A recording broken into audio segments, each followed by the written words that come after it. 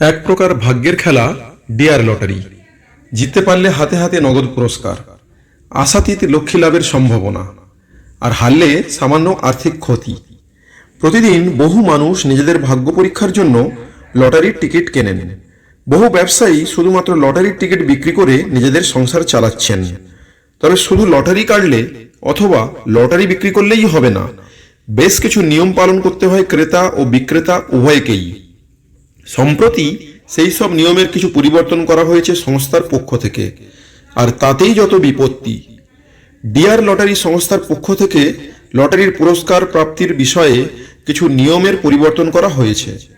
নতুন নিয়ম চালু হতেই লটারিতে প্রাপ্ত আর্থিক পুরস্কারের পরিমাণ অনেকটাই কমে গেছে। এর ফলে লটারি বিক্রির পরিমাণও কমেছে অনেকটা।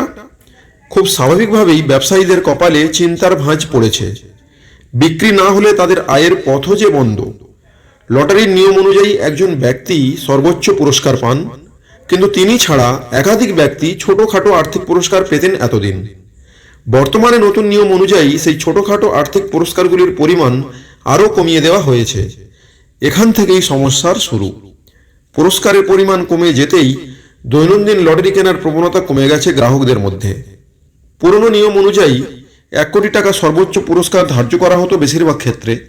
সেই পুরস্কার এখনও বহাল রয়েছে, কিন্তু তার নিচে 4 লক্ষ, 2 লক্ষ, 45,000, এমনকি 250 টাকারও পুরস্কার ঘোষণা করা হতো। কিছু গ্রাহক সেই পুরস্কারগুলি জেতার সুযোগ পেতেন।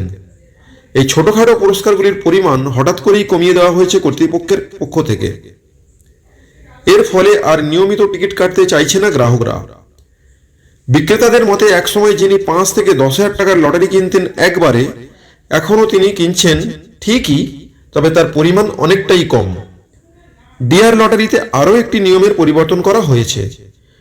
পুরনো নিয়ম অনুযায়ী আগে যেটুকু লটারি বিক্রি হতো শুধু সেটুকু লটারির উপরেই খেলা হতো। বিক্রি না হওয়া লটারিগুলি খেলা থেকে বাদ পড়ে যেত। ফলে কোনো না কোনো ক্রেতা অবশ্যই পুরস্কার পেতেন নির্দিষ্ট পরিমাণ অর্থ। কিন্তু নতুন নিয়ম অনুযায়ী বিক্রি না হওয়া লটারিগুলিও খেলার অংশ হিসেবে রয়ে যাচ্ছে। ফলে অনেক সময় দেখা যাচ্ছে লটারিতে যে নাম্বারটি উঠেছে সেটি বিক্রি হয়নি, দোকানদারের কাছেই রয়ে গেছে পুরস্কারপ্রাপ্ত লটারিটি। আর যে লটারিগুলি বিক্রি হয়েছে তার মধ্যে থেকে কোনো পুরস্কারই পাননি গ্রাহকরা। লটারি কেনার ক্ষেত্রে অনীহা তৈরি হওয়ার পিছনে এটাও একটা বড় কারণ। লটারি বিক্রির পরিমাণ কমলে ক্রেতাদের আর্থিক সাশ্রয় হচ্ছে ঠিকই, কিন্তু বিক্রেতাদের আয়ের দিকেও খামতি থেকে যাচ্ছে। যে সমস্ত বিক্রেতারা শুধুমাত্র লটারির ব্যবসা করেই সংসার চালান, তারা রীতিমতো সংসার খরচ জোগাড় করা নিয়ে চিন্তায় পড়ে গেছেন।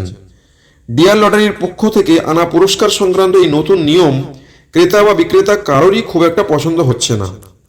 দুপক্ষই নতুন নিয়ম বন্ধ করে পুরনো নিয়ম ফিরিয়ে আনার আবেদন জানিয়েছেন কর্তৃপক্ষকে।